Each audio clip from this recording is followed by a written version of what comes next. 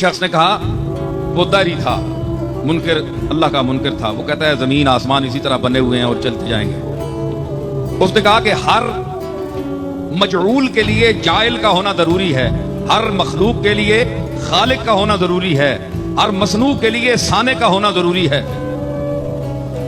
تو اللہ جس کو تم اللہ کہتے ہو، اے علی تم بتاؤ کہ اگر اس نے اس پوری کائنات کو بنایا ہے، ذرے سے آفتاب تک تمام اشیاء کو بنایا ہے، تو پھر اس کا اپنا خالق کون ہے؟ اس کو کس نے بنایا؟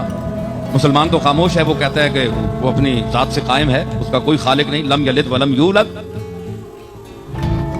مگر وہ کہتا ہے کہ نہیں، میں عقل ظاہر سے ماننا چاہتا ہوں، عقیدے سے نہیں۔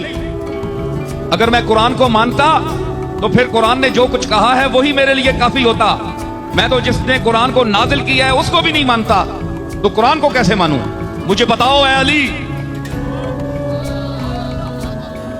بتاؤ تمہیں جو شہر علم کا دروازہ کہا گیا ہے، نبی نے اپنے علم شہر کا تمہیں دروازہ کہا، تو اب دروازہ ہونے کا ثبوت دو۔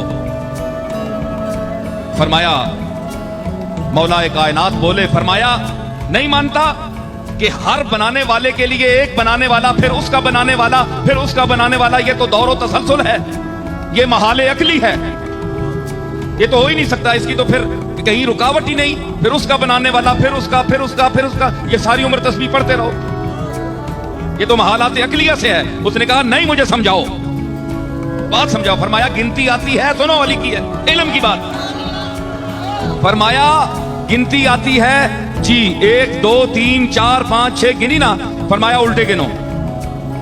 اس نے کہا 6 5 4 3 1، جناب علی نے فرمایا 1 سے پہلے گنو۔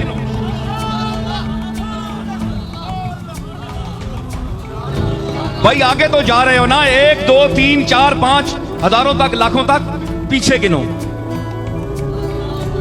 اس نے کہا جناب 1 سے پہلے تو ہے ہی نہیں۔ آپ نے فرمایا کہ بے وقوف، یہی تو علی کہتا ہے کہ اس ایک وحدہ لا شریک سے پہلے کوئی ہے ہی نہیں۔